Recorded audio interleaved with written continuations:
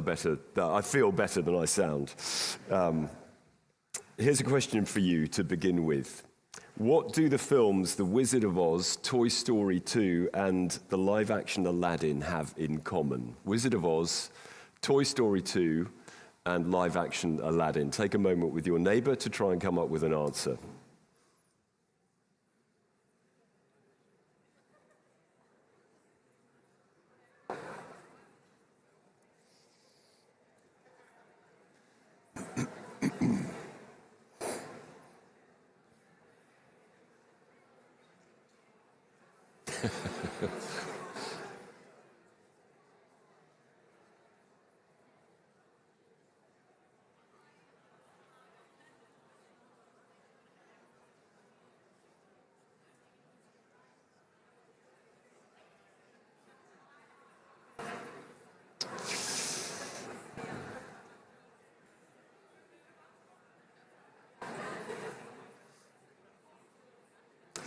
Okay, let me call us back together. I can see a mixture of earnest conversation and completely blank faces there. Maybe you thought, did they all have a parrot in them, like Iago in Aladdin? But that isn't the answer. Maybe you thought, did they all have a sequel? That was a good try, but the answer is not yet. Live-action Aladdin 2 starts filming next year. What they have in common, or at least one thing they have in common, is they all lost their director during filming. In fact, The Wizard of Oz lost 3 directors, which is just careless. Number one was fired after 2 weeks. Number 2 filled in for 3 days. Number 3 did 4 months, and then number 4 finished off with 10 days. And the thing is, without a director to make a film, the film doesn't happen. You can have a great script about Dorothy finding the Emerald City, or Buzz rescuing Woody, or Aladdin wooing Jesmond, but with no director, nothing happens. Mind you, even when there is a director, they have to be in control, don't they? So you've probably heard the story of the primary school boy who desperately wanted to be Joseph in their nativity, but the teacher directing cast him as the innkeeper instead. So come the play, he was still seething with resentment and thinking, how can I get back at this teacher? And just before he went on, he got his idea. So when Mary and Joseph called at the inn and asked if there was any room, he said, yes, plenty. Come on in. Well, in this vision of Revelation 5, we see the script for the rest of time. We see the director who's going to make it happen, and we're left in no doubt that he is in control. Now, like I said with chapter 4, when we looked at it, before diving into chapter 5, I want to remind us of the purpose of Revelation. So would you turn in the Bibles to page 1028? Page 1028. I'm sorry, I haven't got graphics this morning. It's been one of those ill weeks. So it would be a real help to follow in the Bible. Page 1028, Revelation chapter 1 and verse 9. Important verse for cluing into the purpose of Revelation. So it says, this was all written by John, your brother and partner in the tribulation and the kingdom and the patient endurance that are in Jesus. So if we're trusting in Jesus, on the one hand, we're in his kingdom, living for him as king. On the other hand, that brings us tribulation, the difficulty of living in a world that rejects him. And so being a Christian involves patient endurance, keeping going through those difficulties. Chapters 2 and 3, if you've been here, the letters to the churches showed us what kind of difficulties Christians will face. Some from inside the church, like false teaching and false leadership. Some from outside, like pressure to conform and persecution from other religions or from the state. And the difficulties of being a Christian can make you ask, well, is it really worth being one? And Revelation 5 says, yes, because you're on the winning side. Read to the end, and Jesus wins. So now turn over to Revelation 4, verse 1 to began. Revelation 4, verse 1. John writes, "After this I looked, and a door standing open in heaven, and the first voice which I'd heard speaking to me like a trumpet said, 'Come up here and I will show you what must take place after this.' At once I was in the Spirit, and behold, a throne stood in heaven with one seated on the throne." So this is a vision of the control room of heaven and of the one who is in control of everything behind the scenes. Now look over to chapter 5, verse 1, where we rejoin the vision. "Then I saw in the right hand of him who was seated on the throne a scroll, written within and on the back, sealed with 7 seals." So if you imagine that all of time from Jesus' first coming through to his second coming and beyond, if that's an epic film, this scroll is the script. Why do we know that? Well, look on to chapter 6, verse 1. Chapter 6, verse 1. "Now I watched when the Lamb opened one of the 7 seals on the scroll, and I heard one of the 4 living creatures say with a voice like thunder, 'Come!' And I looked, and behold, a white horse, and its rider had a bow, and a crown was given to him, and he came out conquering and to conquer." In other words, bringing war on earth.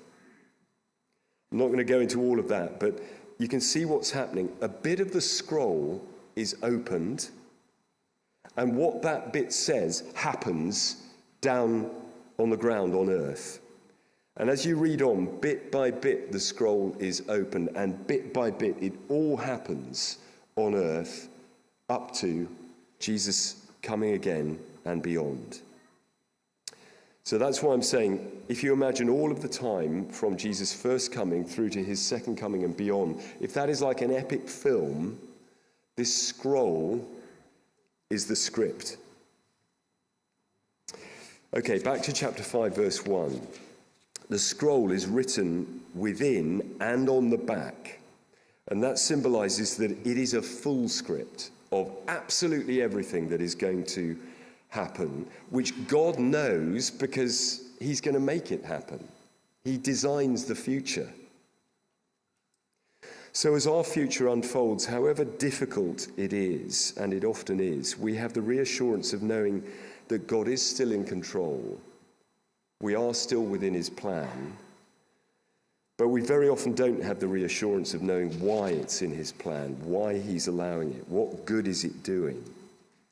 Because verse 5 again, the scroll is also sealed, which symbolizes that only God knows it. Now, obviously, this is about God revealing it, but what God reveals to us in Revelation and the whole of the Bible is just a tiny fraction of what God knows. So if what God knows is like a 1,000-piece jigsaw puzzle, what we have in the Bible, even if we could understand it perfectly, is just a few pieces in our hands. And so most of the time we just can't see how they fit together in the big picture that God sees. And we have to trust him when we don't fully understand him or anywhere near fully understand him. So that's the script. Now we need the director. Look at chapter 5, verse 2.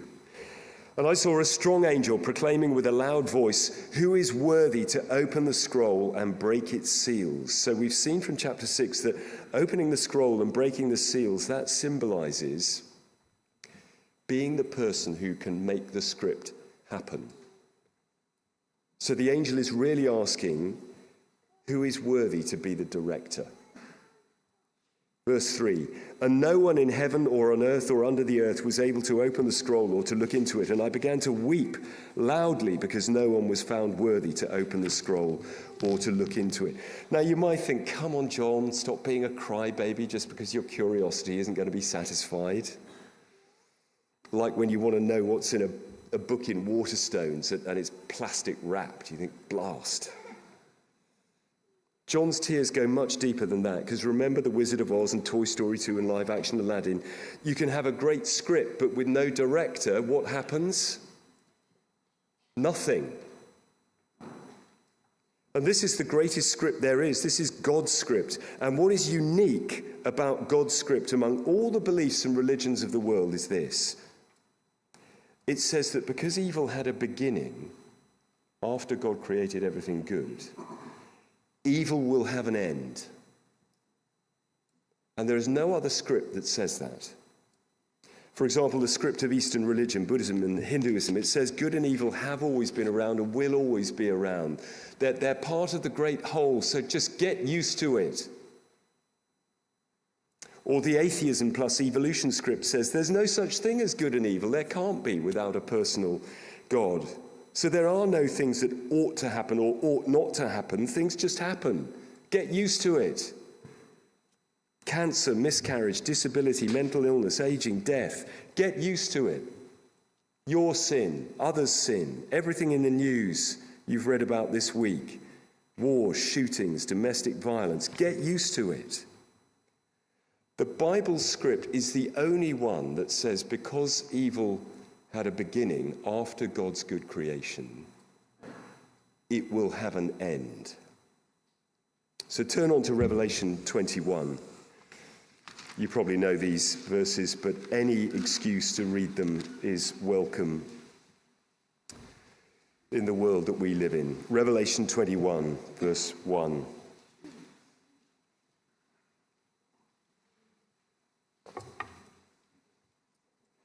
Which says the very opposite of get used to it. This is what's going to happen in the end. Then I saw a new heaven and a new earth. For the first heaven and the first earth had passed away, and the sea was no more. And I saw the holy city, New Jerusalem, coming down out of heaven from God, prepared as a bride adorned for her husband. So that symbolizes all the people who've ever trusted in God and Jesus. And I heard a loud voice from the throne saying, "Behold, the dwelling place of God is with man. He will dwell with them, and they will be his people, and God himself will be with them as their God. He will wipe away every tear from their eyes." Why? Because death shall be no more, neither shall there be mourning, nor crying, nor pain anymore, for the former things have passed away. In other words, evil has met its end. The only script that says so. So let's turn back to chapter 5. And now you can see why John is weeping. It's because if this script doesn't happen, evil will never ultimately end and justice will never ultimately be done. But verse 5, one of the elders said to me, "Weep no more. Behold, the Lion of the tribe of Judah, the Root of David, has conquered, so that he can open the scroll and its 7 seals." That rolls together 2 Old Testament pictures of Jesus, that he would be the Lion of Genesis 49, who can win a fight against anyone, but also the David King of Isaiah 11, who combines power with justice. So he's not just strong, but good. That's a rare combination. And so John turns to see this majestic figure, verse 6, "And between the throne and the 4 living creatures and among the elders I saw a lamb, standing as though it had been slain." And he must have done a double take, mustn't he? Where's the lion? Where's this king? And the symbolism's changed in an instant to this lamb, standing as though it had been slain. But it's all the same person. It's all Jesus, who's died on the cross for us like a sacrificial lamb and risen again to show that he is King of Kings. Just back up to verse 5 again, if you would, because there are 2 crucial things we need to see in verse 5. One of the elders said to me, "Weep no more. Behold, the Lion of the tribe of Judah, the Root of David, has conquered." The first crucial thing to see is that it does not say will conquer. You could read to the end in Revelation 19 and 20 about Jesus' second coming, riding out on his white charger in that symbolism, destroying Satan and evil, and thinking, that's when he's going to conquer. And that's not how the Bible sees it. Verse 5 says he has conquered. He has won the decisive battle already on the cross. That's the point of verse 5 and 6 together. How did the lion conquer? By being the lamb on the cross. Because there we were, having stupidly followed Satan into rebellion against God, on the wrong side, trapped under judgment for doing that. And then out from heaven springs the lion to fight to free us. And how does he do it? By walking to his own death like a sacrificial lamb, to take the judgment we deserve on himself, like Aslan going to the stone table, if you know your Narnia. So that now when Satan says to God, you can't have them back on your side, because to do so would be to say right and wrong don't matter, God can say to Satan, all the wrong they've ever done has been judged on the cross, so I can. And you have lost all your power to keep them on your side. You are defeated. Look at verse 5 again for the other crucial thing we need to see. One of the elders said to me, weep no more. Behold, the Lion of the tribe of Judah, the Root of David, has conquered, so that he can open the scroll and its 7 seals. In other words, the fact that Jesus has conquered on the cross is precisely why he can open the scrolls. Or putting it another way, the fact that Jesus has conquered on the cross is precisely what qualifies him to be the director that makes the script happen for the rest of time. And that's because the script for the rest of time is simply the outworking of what happened on the cross. Let me say that again. The script for the rest of history is simply the outworking of what happened on the cross. The classic illustration people have often used for that is D-Day and V-Day in World War II. So on D-Day, the Allies landed 156,000 soldiers on 5 Normandy beaches, 10,000 vehicles, 1,500 tanks, all within 12 hours. By the end of the day, they'd secured a bridgehead which spelt the end for the German forces. So by common consent, that was the decisive battle when you could say the war was won, Europe was saved, Hitler was defeated. The war wasn't finished, but the final victory on V-Day was just the outworking of what happened on D-Day. So do the illustration. Good Friday, when Jesus died on the cross, was D-Day. That was the decisive victory, where you could say the war was won, rebels against God were saved, Satan was defeated. Jesus then rose again, and from the control room of heaven, he is directing the outworking of his death on the cross. So look on to verse 7. And the risen Jesus went and took the scroll from the right hand of him who was seated on the throne.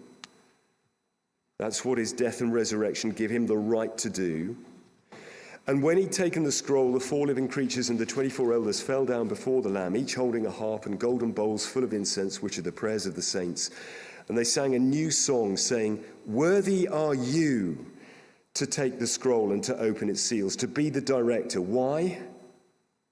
Because you were slain, and by your blood you ransomed people for God, from every tribe and language and people and nation, and you have made them a kingdom and priests to our God, and they shall reign on the earth. So you see what they're saying. Jesus, you died to save countless people worldwide, and for that reason you are now worthy to direct the outworking of that, to direct the spread of the gospel across the whole world, to direct the fact that countless more people will come to trust in you, and then to direct the fact that they will be kept through thick and thin until they enjoy V-Day with you in the new creation.